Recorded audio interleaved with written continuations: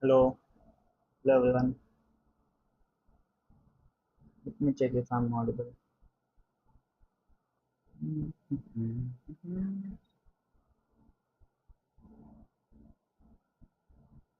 Hello, hello.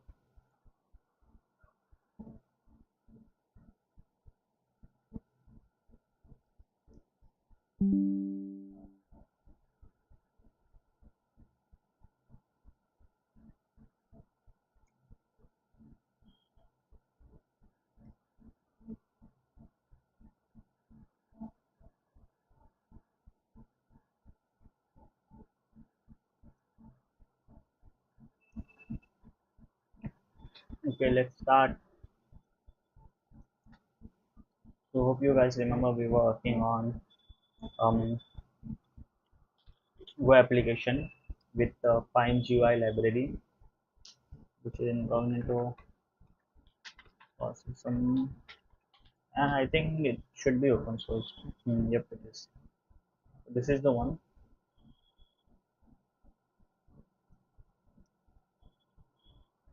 Mm,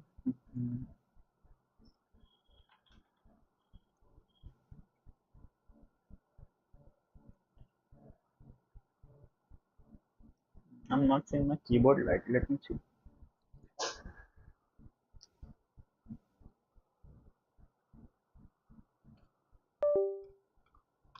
This is mouse. This is I don't know what. This is keyboard. That is there.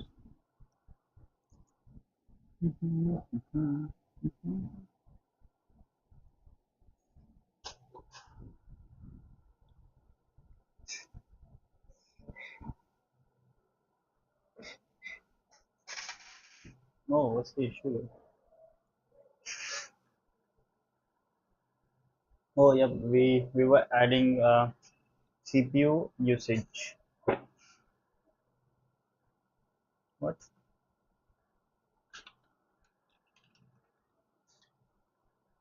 This is like PNPM I, so it will include all the required packages.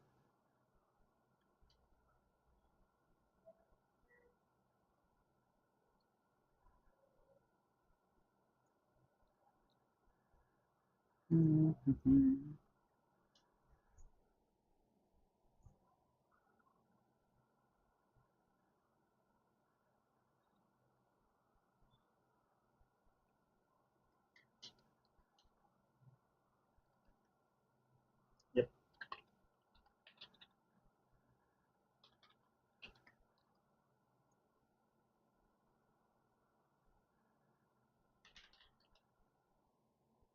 So this is the app. Here we need to select a device. Oh, let me connect my. Okay, so I think this should good. This should be good, but Intel confirm. Oh, what happened to this guy?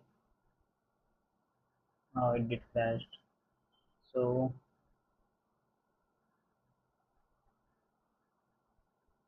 this is causing the issue. So it's running in main thread. So what we can do is um,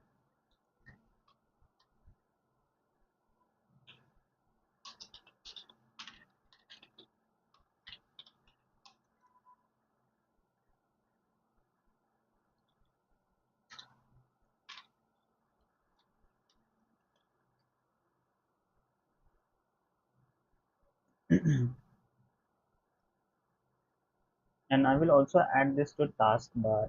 So you can directly open it from like bottom right corner where you see like Discord icons and all. Let's see if this works. Hmm, art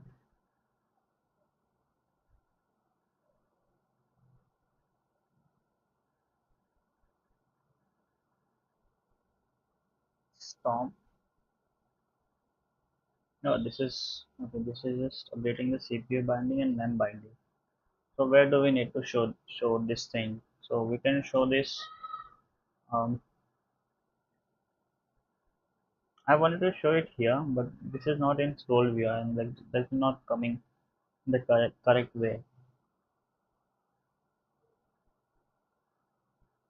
Let's close this guy and let's first try to improve it. So if we go to main go, here is our builder.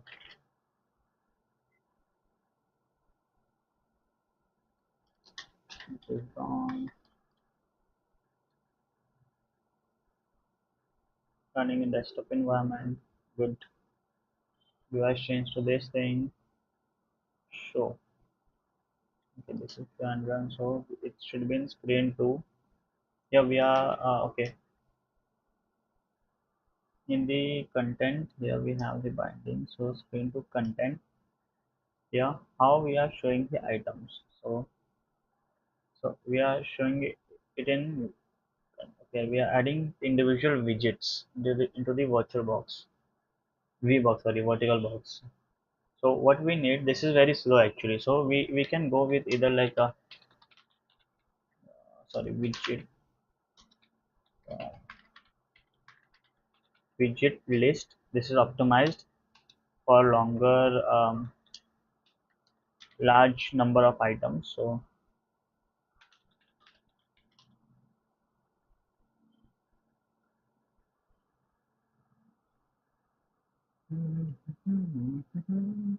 oh, once again I got a mail.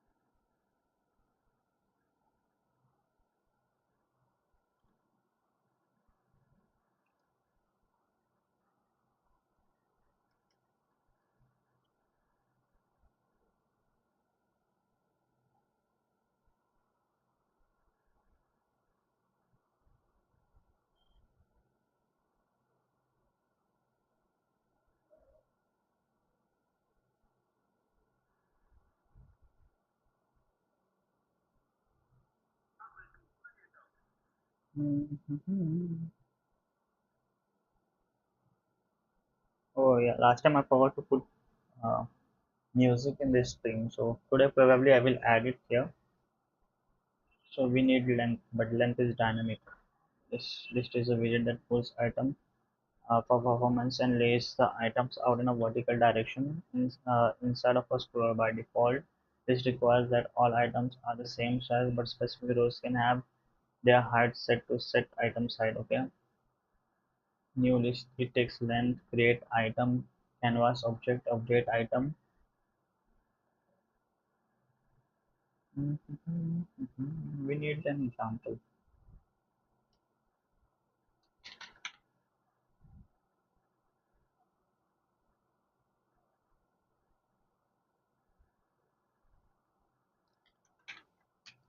We have list data. Okay, this is binding. Don't need binding here.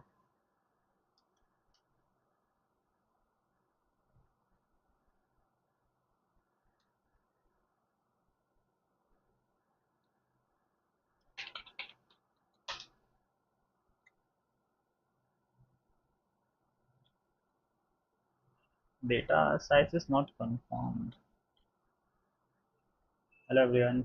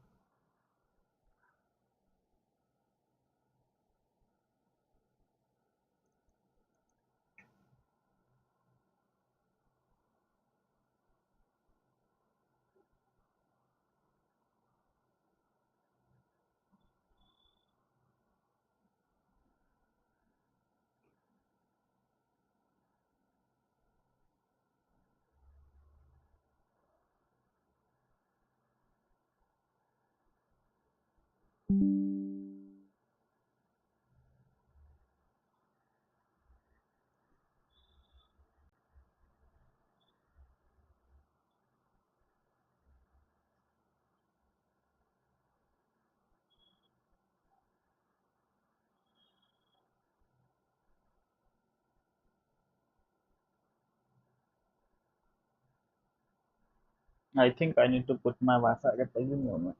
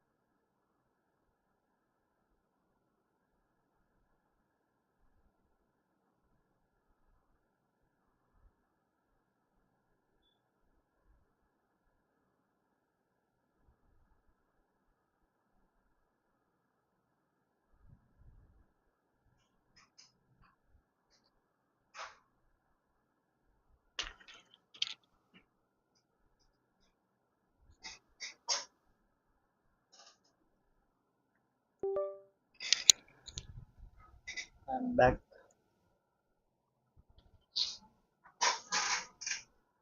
It should be good.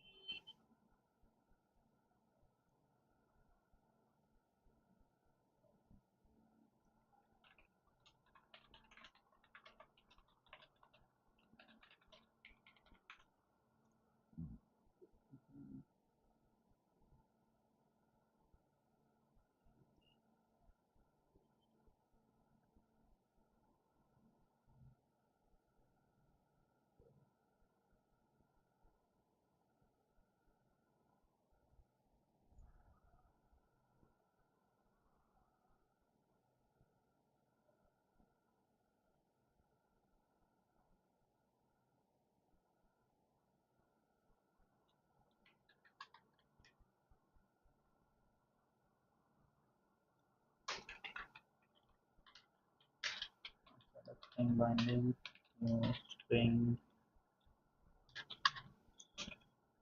new string list, grab data.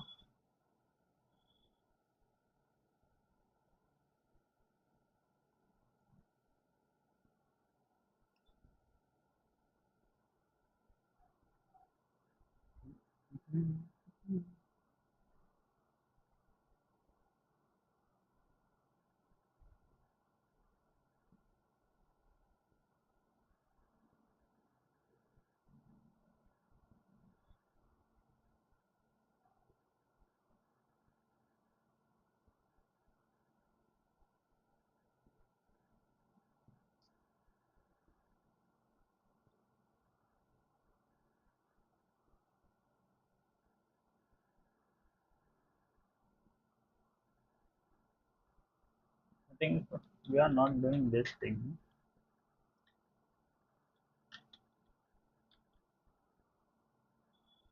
Let me see.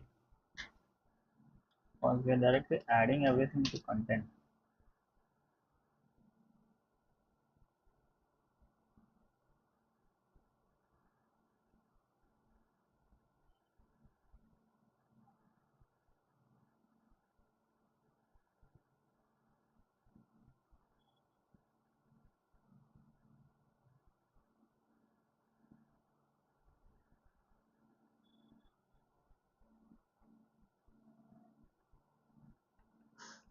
It did crash.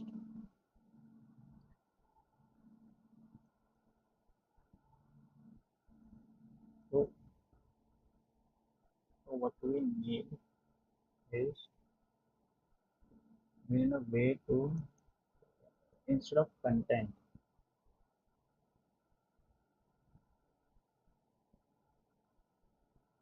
we have data, and data list will be widget or new with new new list with data. It takes data, it takes create item,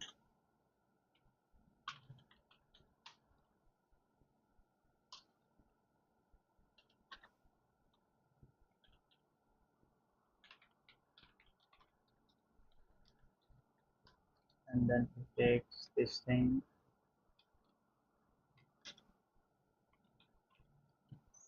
and then here we can show instead of content it will be data list, and we can remove the content,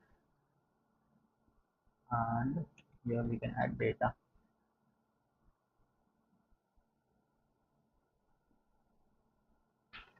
append, not container. This returns us the container.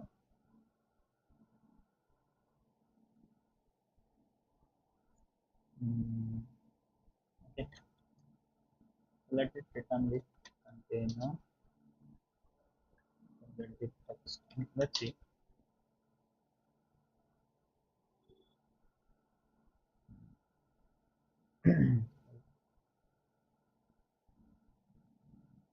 Oh, that's okay. Now we cannot convert this to container, right? So what we can do is,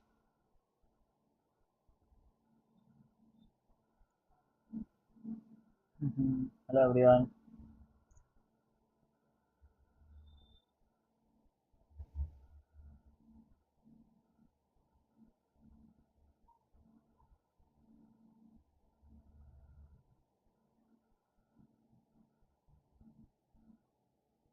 In this example, this guy is running custom data.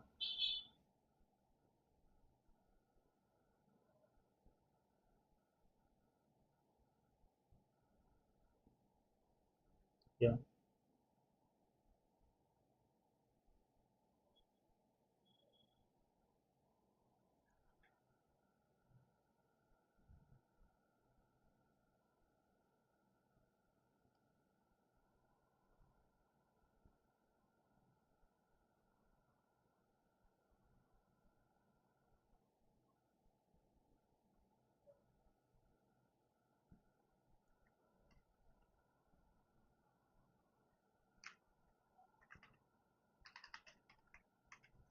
template, and here let's add uh, request item.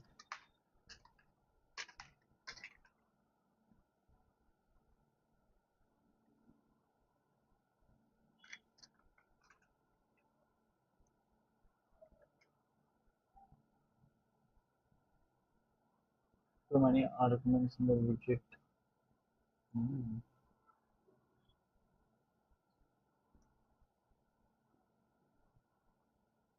We take this example alphabet, it takes a letter and this is string. Well, that's it. It returns as a new tab label. Texas, it takes string tab left.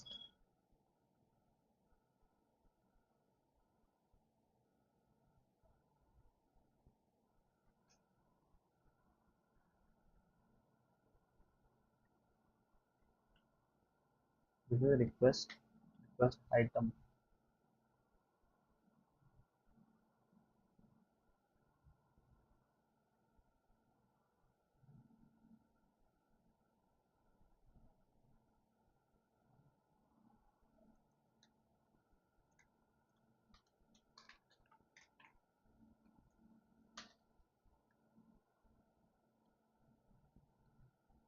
New tab label is here. Text tags and tab left.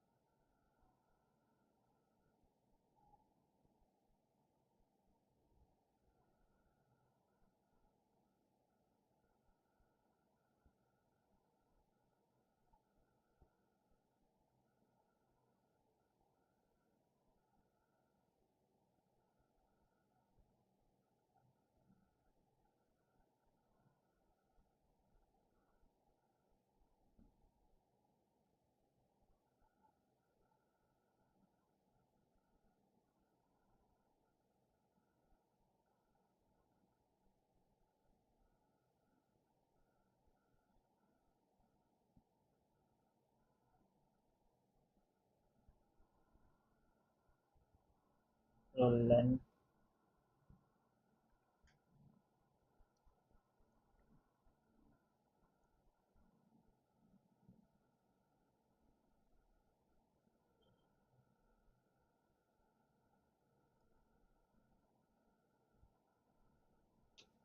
okay, first we will get a string list. Combining with a list of string data type. Once we have a data of this type, we can connect this to a standard list widget. To do so, we will use a new list with data constructor, much like other widgets. Comparing this to our list store, you will see two main changes. The first is that we pass the data type as the first parameter instead of the length. The second change is the last parameter, our update item. The revised version takes the binding data item value instead of list index. When using this callback structure, we should bind to the template label. We should bind to the template label which instead of calling set text, we are binding it. This means that if any of the string changes in the data, so be refreshed. So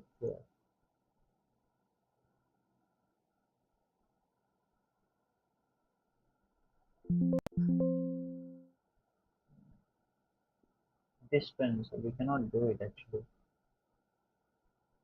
It should just be in span, not be a container.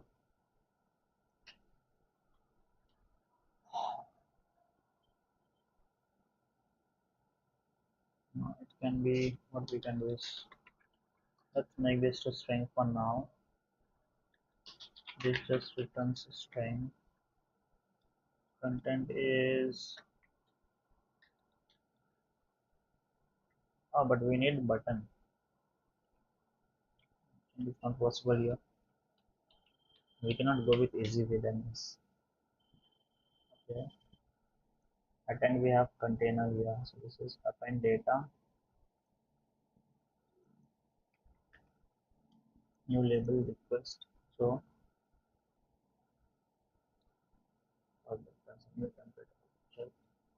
This is and this will be used with real data when the data is widget is presented. The main size of this object will inform the list minimum size. Item is called to apply an item of data to cache. Cache template use this to set the content ready for display.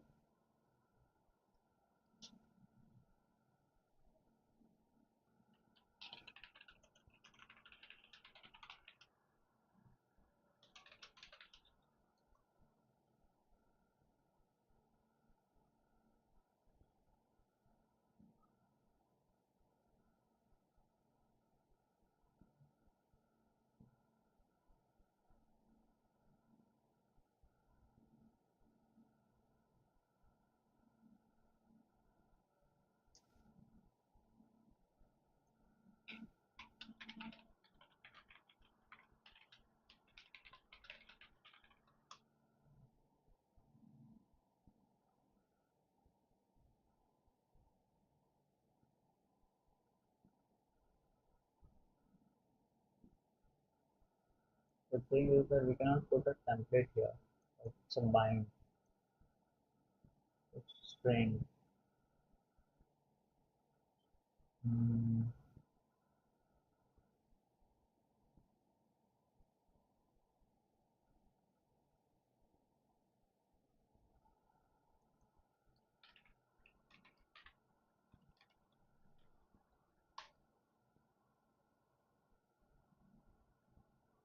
Oh, in here we can put anything.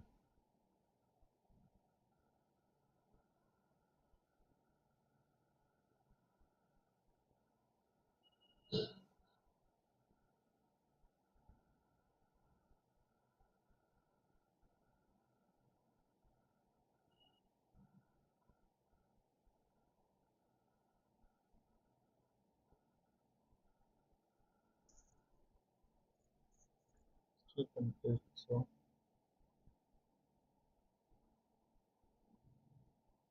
from here, here is the data. Then we have create item. Create item.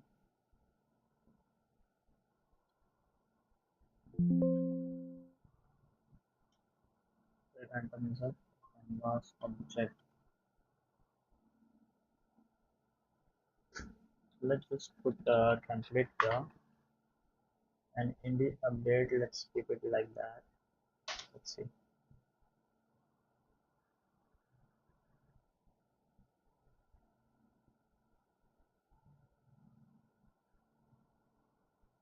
Mhm.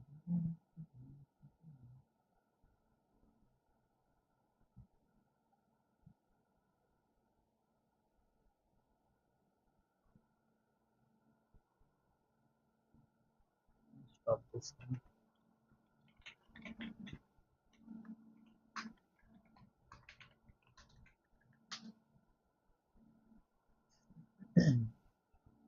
Declare and not use. Okay.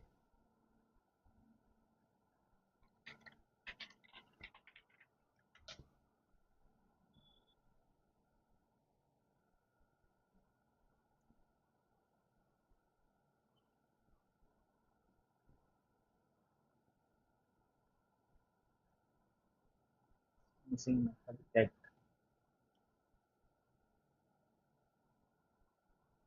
Oh, this is such a get. Get item.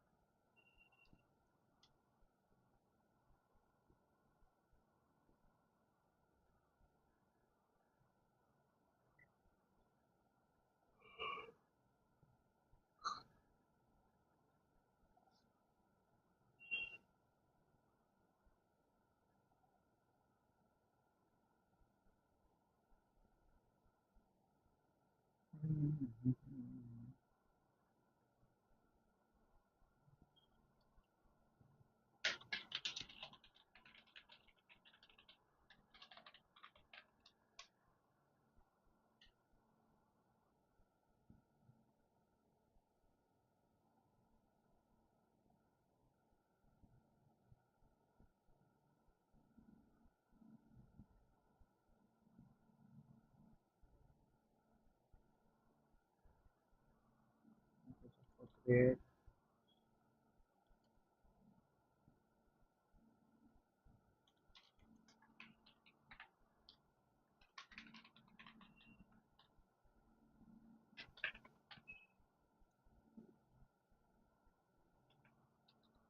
stack and for binding, we have the item.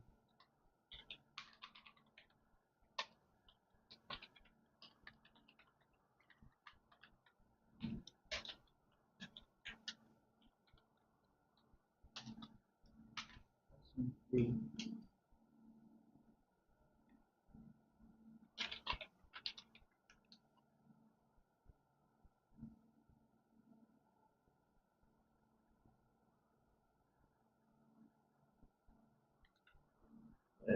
wait.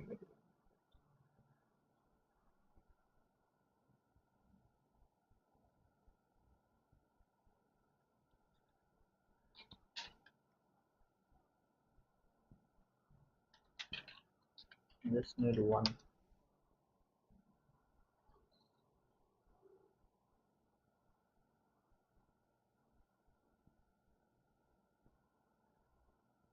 Or just one point. Okay.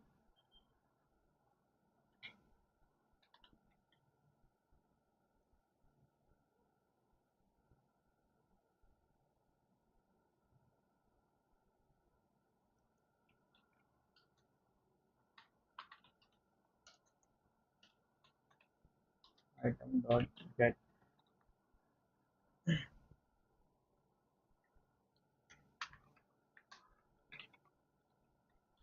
I think my internet is not good.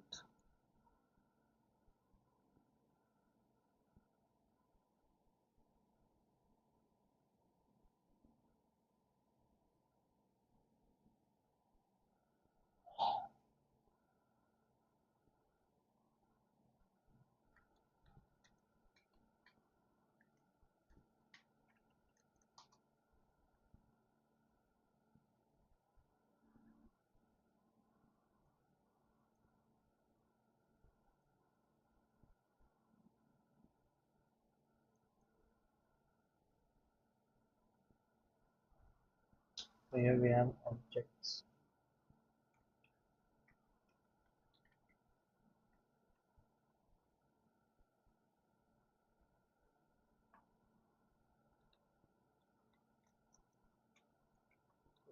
So the first item.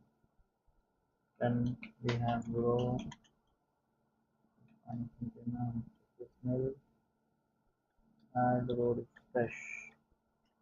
Let's see.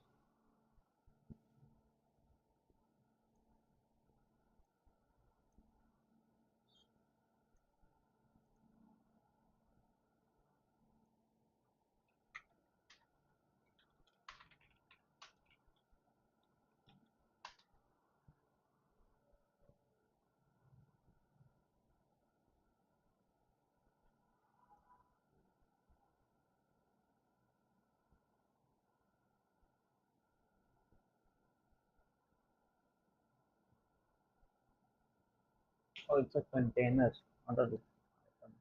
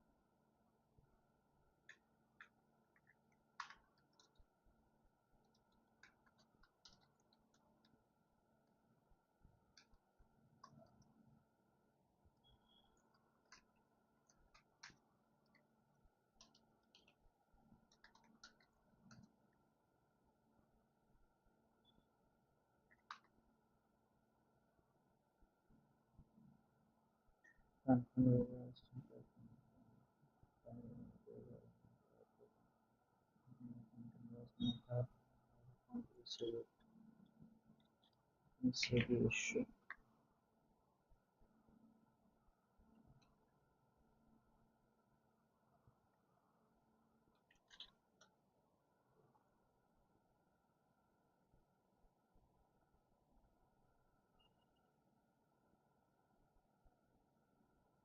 So here this item is just a binding.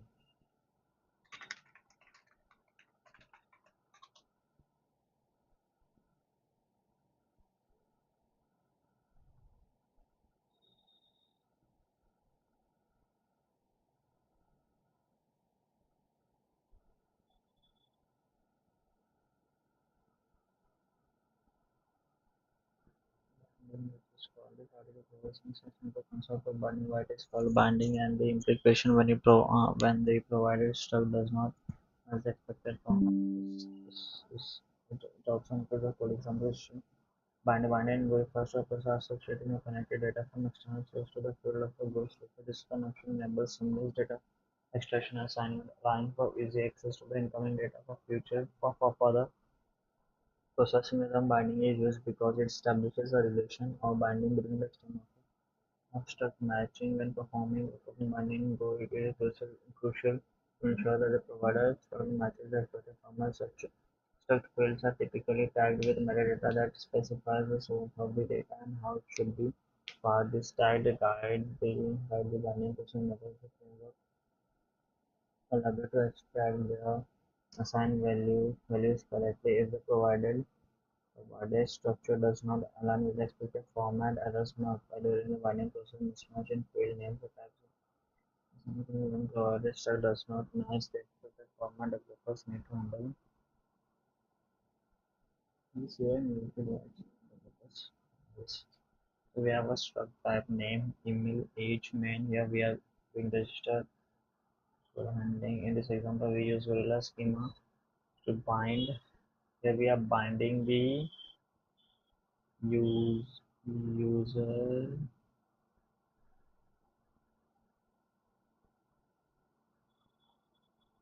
post form and in those solution. Okay, register like a what is called like typecasting or something. So what it says is uh, the function runs every time a list row becomes visible or needs updating. Find users row widget for performance. So you must update correctly. Here's the code. So item and we have a object. So what the this item represents? This is a data binding object for the row. It represents one element from your binding only. So this is one element. Then we have this is the reusable visual row template that was created in create item. So here we are just creating a stack placeholder.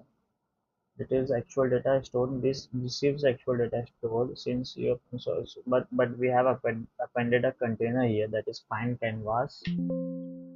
Uh, says here find it's a canvas object actually. So the thing is, or maybe we can. Okay, so what all we are taking? So we are taking an entire request here. This is just an information.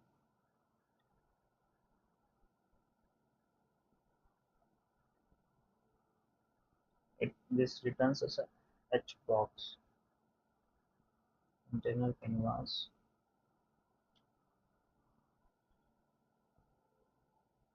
Is your item in the find canvas? So your item is a find of canvas object. So then it is a stored data. So this then retrieves our stored data.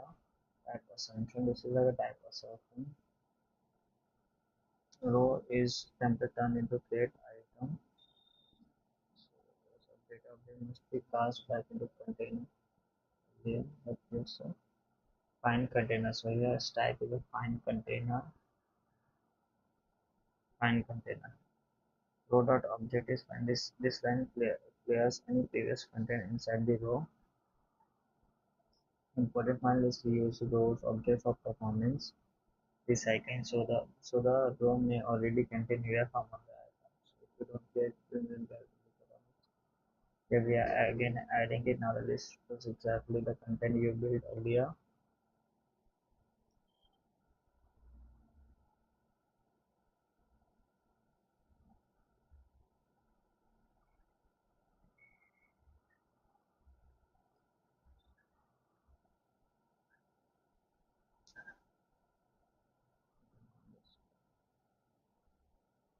We did type casted. This is like a binding here. So this is like we are taking it the we are taking the value and getting the content of it. It's a container and they're clearing up the row value and then adding the row again. It's not okay, but the concrete type of the item is actually a type binding such as have that that percentage of that item.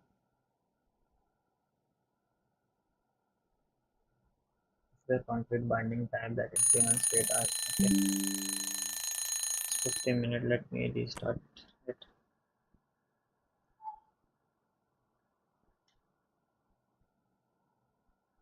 Hello everyone.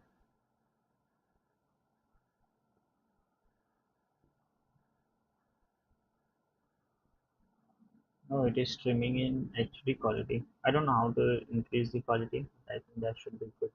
Not an issue actually.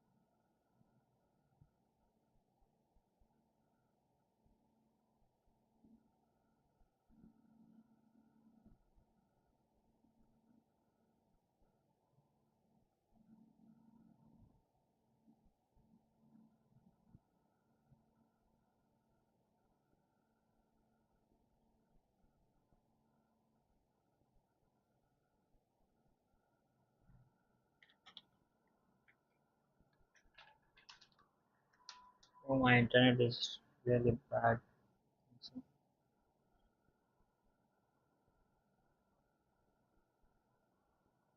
what software is so bad? Let's change the.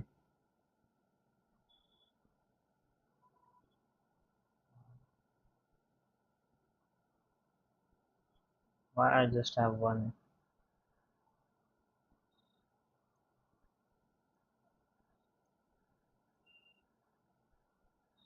There's none.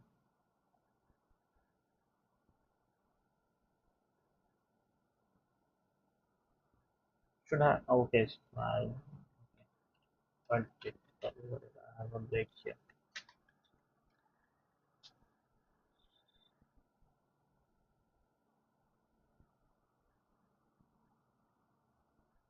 Oh shit.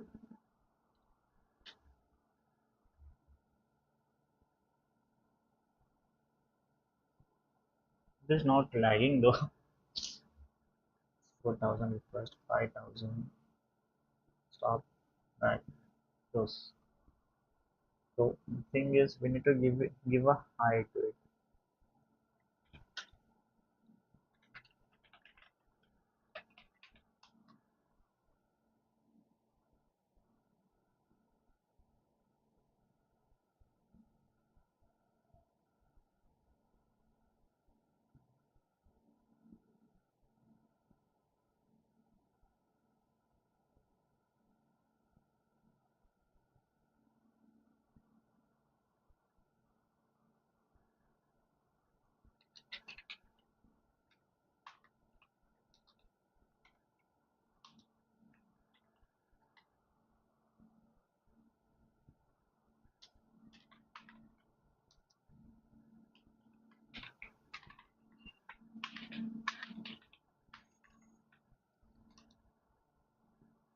It should be 100 height. Let me just try this.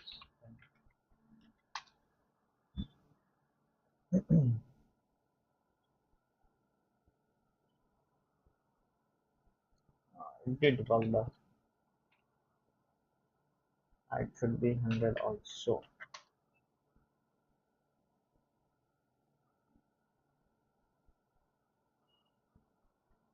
Nope, random things.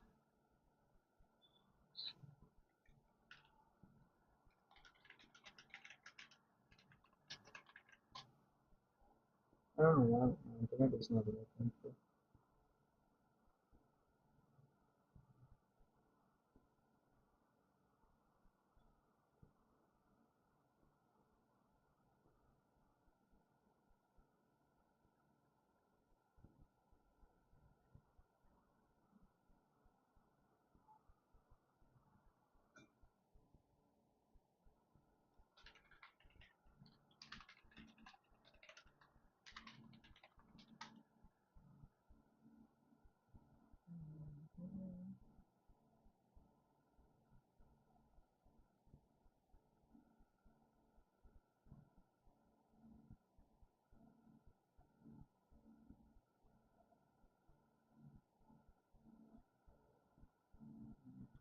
saying, right?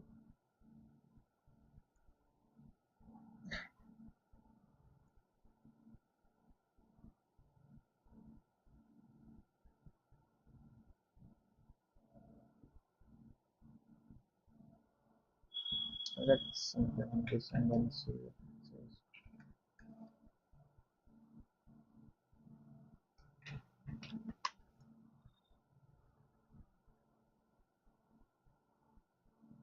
No, not what. Okay. V2.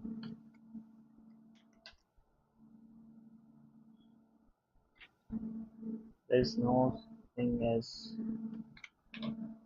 yeah, dot adaptive grid layout. Grid layout.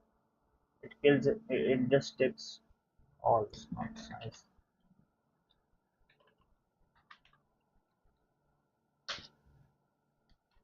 Okay, let's see.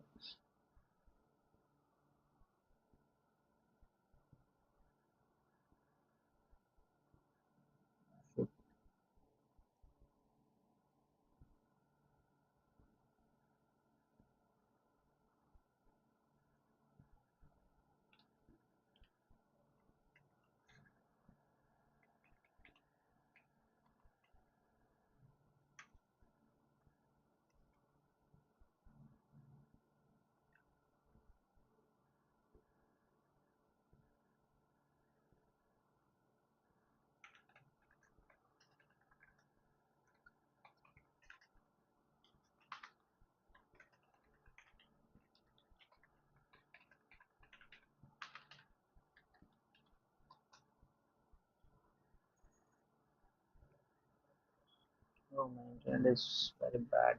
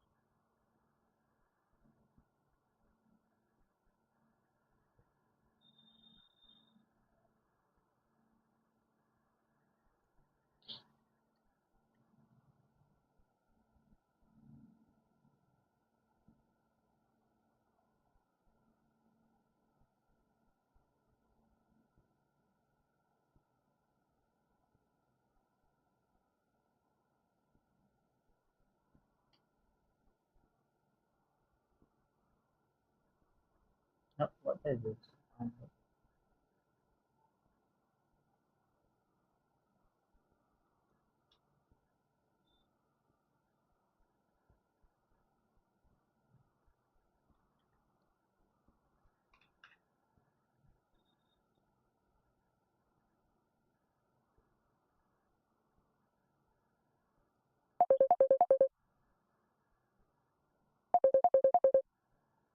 I'm getting a VC.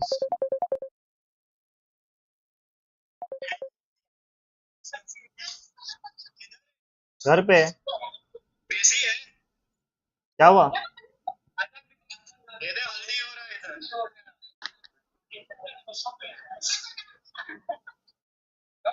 अरे क्या कर रहे हो तुम लोग ये सब? क्या बात कर रहे हैं?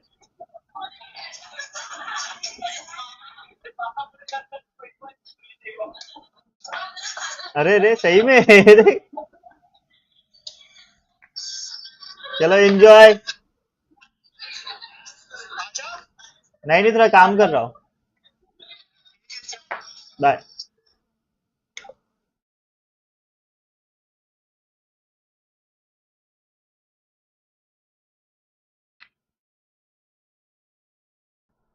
I'm back.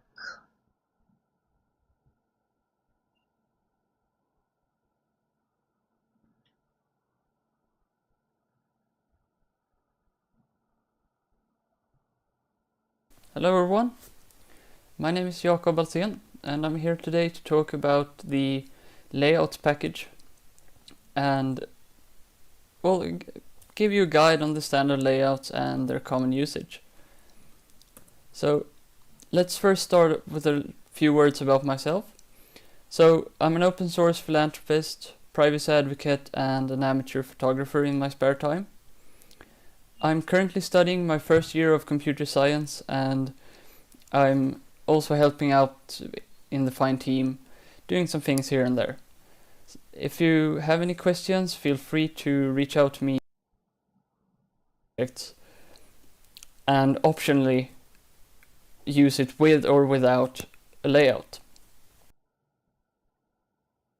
You set a fixed size for the objects, or there's width.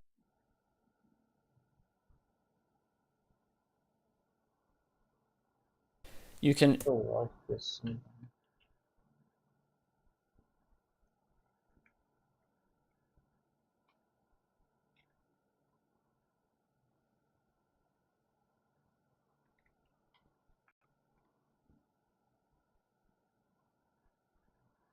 I have some time left. show them. Hello everyone, my name is Jakob Alsen and I'm here today to talk about the layout package and give you a guide on the standard layouts and their common usage. So let's first start with a few words about myself. So I'm an open source philanthropist, privacy advocate and an amateur photographer in my spare time. I'm currently studying my first year of computer science and I'm also helping out in the Fine team, doing some things here and there. If you have any questions, feel free to reach out to me on the Gopher Slack at Jackals, and you can find my GitHub on github.com/jackals. But let's get into the real things here now, or the interesting things. So let's first talk about the layout package and more specifically how the layouts are defined. So if you look at the interface to the right in the top image, you'll see that the layout interface has two methods. The first one is the layout method, which takes a slice of canvas objects and a size as parameters. And this is what you use to position the resize and move widgets in the size that it is given into this layout. So if this layout has, say, 1000 by 1000 units to work in, you'll know that size inside the layout function where you try to resize your widgets or resize your widgets. And here it's worth noting that the layouting of widgets and canvas objects works from the window down. So if you have the whole window, the first container is going to get that part of the screen to function and then to render in, and then any layouts further down will just be able to render inside that part of the screen. But this means that you're not doing the kind of fixed size widgets that you usually do. Everything is trying to work together in a way that works across different screen sizes and mobile and so on. But before diving into the actual layouts, I need to mention how we use these layouts. And this is where the container package comes in. So a container is a way to group together canvas objects and optionally use it with or without a layout. So in most cases, you'll want to use a layout, and then you use the container.new function, and then pass a layout as the first parameter, and then any following parameters will take canvas objects. And there are also shorthands for the layout package, so you can create a container with a specific layout. You don't necessarily need to create a new container and then pass the layout. And so if you're using a VBox layout, you can do the container.new VBox instead of the above there. They'll do exactly the same thing. So what this guy is saying, container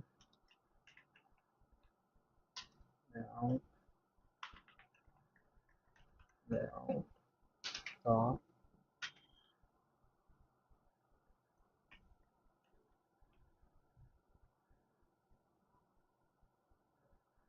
in here.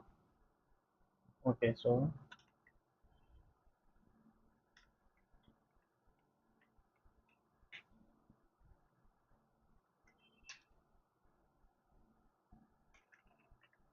this is parent container, which is a layout.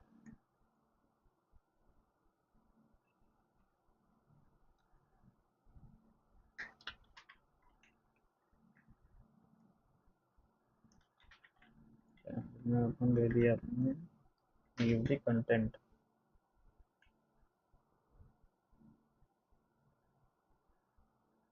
Canvas object is a canvas object. thing is just a bit less to right. And if you don't want to have a layout that handles the size and position of objects, and you want to do it manually, you can do a container new without layout. So let's jump into the first layout. And in our case, this is the horizontal box, or H box for short. And it works in the sense that you add objects to the right of each other. So the first object is going to be the one that you see here, and then the second will be here, and the third will be here. And all the objects here are rendered at their minimum size, or the minimum width of their minimum size. And this is important because, as you see in the image here, the first item has this min size, so it's going to take up this portion, this part has this size, and this part has this size. But it doesn't resize to make the rest of the window, it doesn't take up the rest of the window. This is a common mistake when someone passes, for example, an image, which maybe doesn't have a big min size. Then this image is going to be very small, and it's not going to be displayed. So you have to make sure that you're using the correct layout. But there are other layouts for that. We'll talk more about that later. So onto the sibling of the... There are other layouts for that. We'll talk more. It's not going to be displayed. So you have to make sure that you're using the correct layout. But there are other layouts for that. We'll talk more about that later. So onto the sibling of the horizontal box, the vertical box. And it works basically the same, but instead of adding from left to right, we're adding from top to bottom. So the first item is going to be, for example, this username entry, and then the second, the password, and so on. And again, objects are rendered at their minimum height. So this means that, again, if you pass, for example, a list, the list is going to have the minimum size of a little bit more than the first object. So you're not going to get a big list. Be aware of that. Okay, so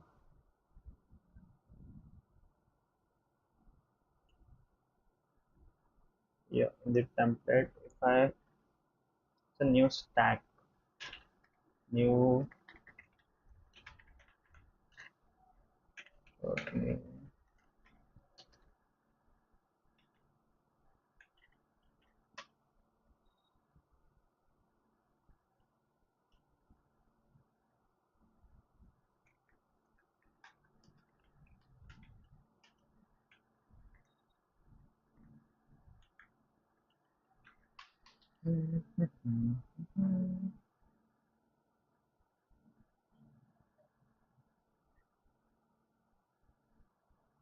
Oh, last.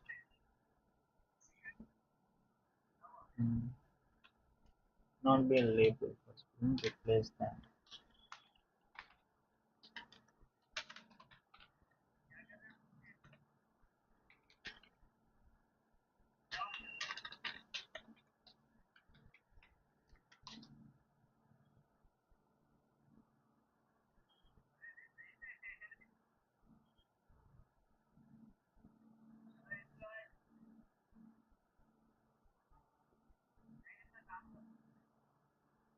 A good thing is like it is not crashing,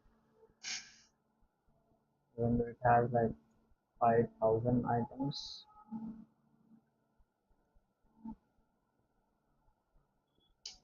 It's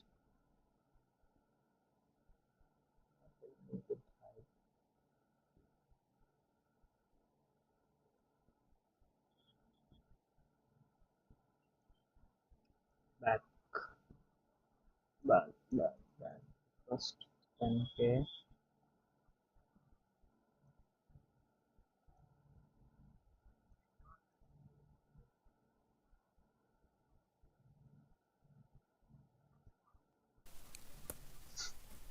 And there are, of course, use cases where that makes a lot of sense.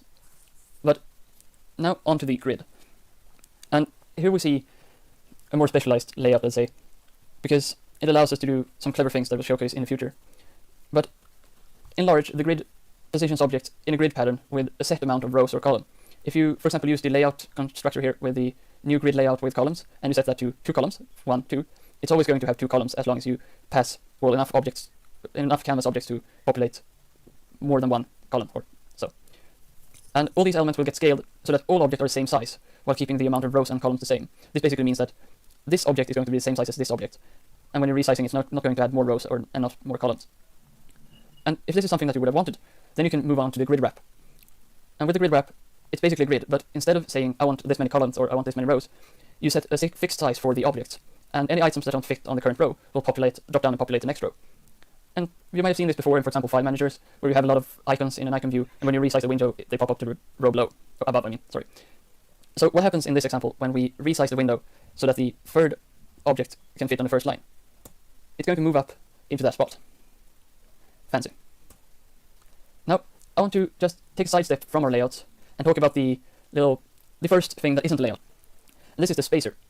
It's not used as a layout, but it's used inside other layouts to help control and position the size and position of other objects, mostly position. So we'll most likely see it used in grids or VBox containers, but you can of course use it in any container that you want. And in the example here, there is a spacer here, which spaces out the first part of a grid. So one row, second row, the third row. And then in this second row, there's a spacer, something here, a spacer, columns, I mean. And then in the last row here, there's a spacer. So this is very useful, but we're going to talk more about that in a code example in the end of the presentation. Now, let's talk about the center layout. And it's just, as you might have expected, it puts things in the center of the available space for the container.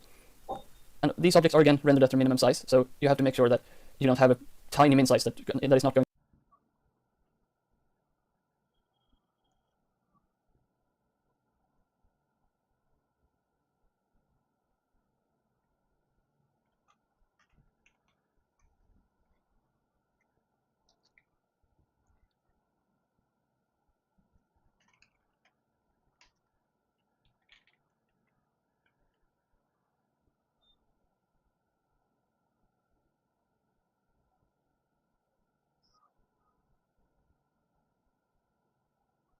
It takes a fine way. It returns a fine value actually.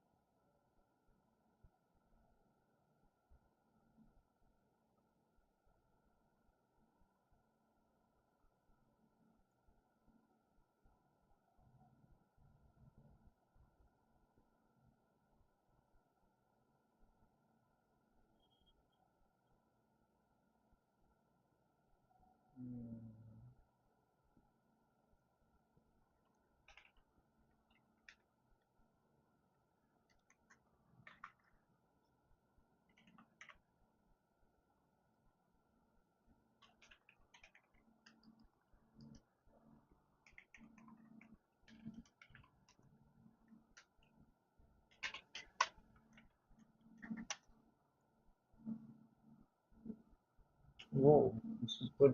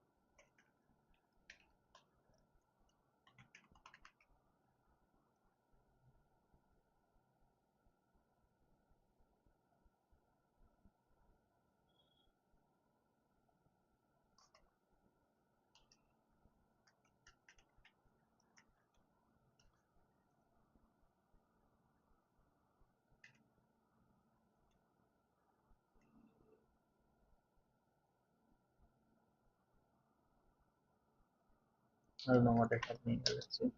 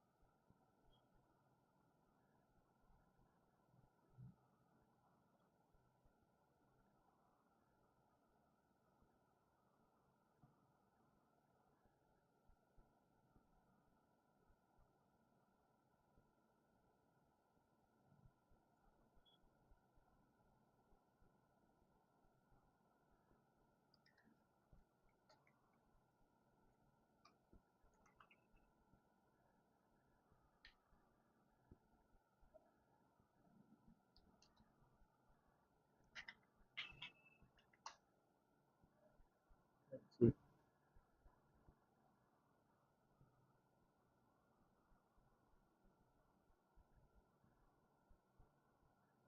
No, did not work.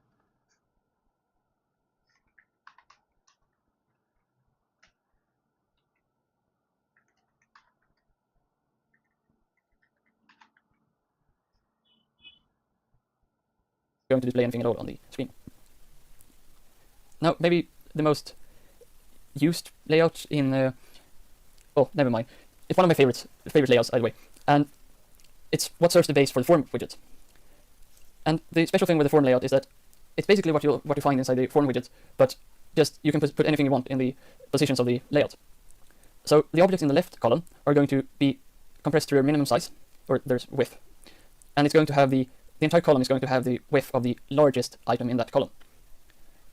And you'll most likely see it used with, for example, labels in the left side and entries in the right column, where the right column is expanded to take up all of the available space to the right. And of course, the form widget also has some features, like Andrew talked about, that are not in the form layout. Then we have the border layout, which allows objects to be rendered at the borders. So top, bottom, left, and right. And then there's also a section in the middle where you can position items. And the thing here to note is that all the objects in the borders, or at the borders maybe, are rendered at their minimum size, while the remaining item inside the middle, or items, will take up all of the available space. So if you, for example, you don't need to pass all of the borders here. You can pass a nil to any one of these, and for example get the example here where you have an item in the top and one on the left. Then the central item is going to take up all of the available space that is left. Also, a little gotcha here that we need to make note of is that with the border layout, you have to pass a reference to the canvas object twice. So if you want an entry in the top part here, you'll have to pass the entry into the layout here, and then you also need to pass the entry into the container. Because when the layout then looks through the slice of canvas objects, it needs to see that, oh, this is the entry that should be at the top. Well, then I position it at the top. This is something that you don't have to worry about if you use the container.new border. But it's worth having in mind if you use the layout package directly. Now, let's talk about maybe one of the most boring layouts, I guess, but it's also very useful. This is the max layout. It just positions and sizes objects to fill the entire available space. And this is, of course, the default for a window unless another layout is used. If you just pass an entry to window.setContent, it's going to take up all of the available space. And a little useful tip with the max layout is that if you pass it more than one object, and for example, one of these objects are transparent, you can show them above each other, or have transparent parts, I should say. You can show them above each other, as in this example, with a black rectangle with a green circle above. And again, with what I said before with how the space is allocated from top down, you can't put a max layout inside a container several positions down, because it's not going to take up all of the window when this max layout is inside a container that only has a set amount of that window available to draw in. Now, last but not least, when we talk about our layouts, we have the pad layout. And this is a relatively new addition. It basically works as a max layout, but instead of drawing it exactly at the maximum size, it adds a small bit of padding around the edges. And this padding size is controlled by the theme. So it can be useful if you, for example, want to avoid having objects be right at the edge of each other. So with these 9 layouts and a spacer, you might be thinking, well, these are relatively simple layouts. How can we make something advanced and with a very useful interface? And this is where combining layouts comes in. So a container is also a canvas object. So you can pass another container into a container to basically have them work together to build up an entire user interface. So I'm going to do a short example here on how we can combine layouts to make a login screen that looks good on both desktop and on mobile. And the result here is going to be what you see for the left side for a desktop application and the right side for a mobile application. So if we bring up the text example here, or the example folder, I mean, we can bring up our main.go file. So this is what we have as a baseline. We create our app, a new window, and then I just have a username, a password, and a login widget. They're not that type of widget, but so the username and password are entries, of course, and the login is a button. And then I do the app.driver.device.isMobile function or methods to allow us to control different layouts when we have different, if we're desktop or mobile. So if we just open up our example here, which I compiled beforehand, we'll see that we have this section in the middle, and the widget can be this small at smallest. So how would we do to accomplish this? Let's start with a container dot new grid with rows. So if you look at this, like we have a grid with 3 rows, so we can pass this a 3. It's also worth bearing in mind here that we could just as well have used a VBox in this case, but using a VBox would have allowed the window to become this size as smallest. I prefer doing it this way, but you can do however you want. This would have allowed the It's also worth bearing in mind here that we could just as well have used a VBox in this case, but using a VBox would have allowed the window to become this size as smallest. I prefer doing it this way, but you can do however you want. There are many ways to combine layouts. So we have that section figured out. If we have a layout.newSpacer, we'll get this grid item to be a spacer. And then we can focus on this part. How do we do that? Well, if we see this as a grid with 3 columns, 1, 2, 3, we can do a container.new grid with columns and pass a 3 into that. And inside this grid, we want to have a spacer. And then we want this section. So if you think about this, we have username entry above a password entry above a login button. We can use a VBox container.new eBox. So we have our username, password, and login here. So we can take username, and then we can pass the password, and then we can pass the login button. So that's this part. Now, if we want to, now we need a spacer in this part. And to round this off, we need this part. So let's see, where do we have that ends there? So we want container.new, no, I'm just kidding, a layout.new spacer. And of course that, let's first say we have the grid container with 3 rows, we have a spacer, we had a grid with 3 columns, spacer, a container, VBox container, a spacer, and then ending up with a spacer. So if we build this, we have a layouts binary, and then we do layouts, and there we have the user interface all compiled and working. So the thing with using grids here is that if you had a VBox in this section, you would compress the username entries here and the button to be as small as possible, which would make them very hard to type. And as you expand the window, they would not expand like this. And that is why I have a grid in that sense. But if we, for example, change this into a VBox, you'd see that it would build just as well, but it would be this small by default. But it would look basically the same, or it would look the same when you make the window bigger. So, Getting some sense. now onto the mobile layout. So this is what we want. And if we just think about this, we can use a VBox with a spacer, the username, the password, login button, and then What do we need?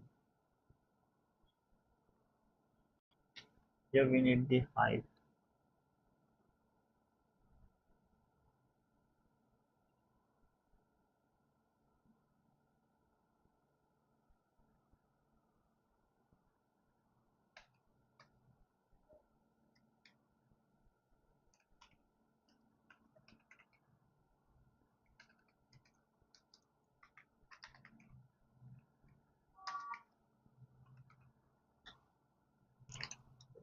One.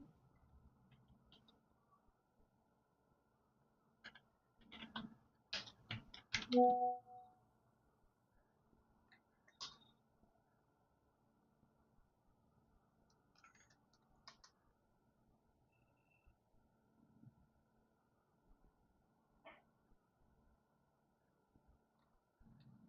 that won't fix it.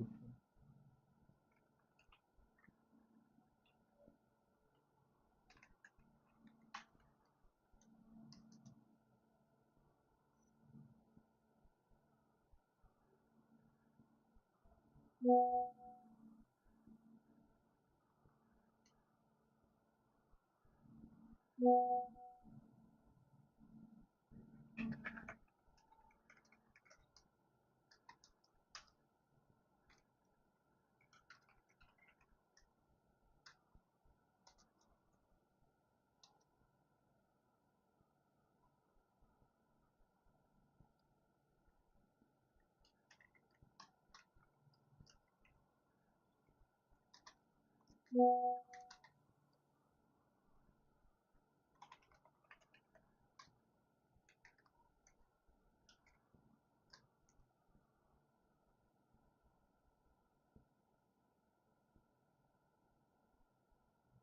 like how we are represent like rendering it. Container, just a single item. So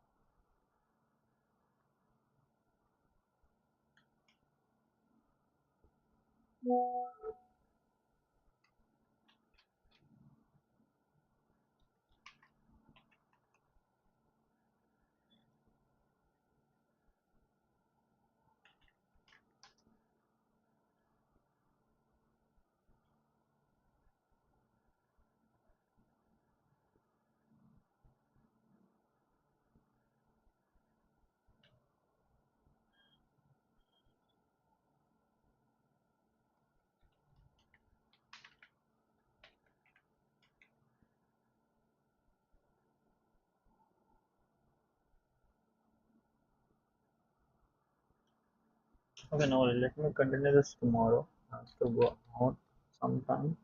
We'll do research tomorrow. Update UI to include what we added here. New list with data for optimized rendering. Thank you everyone. Thank you for joining. See ya.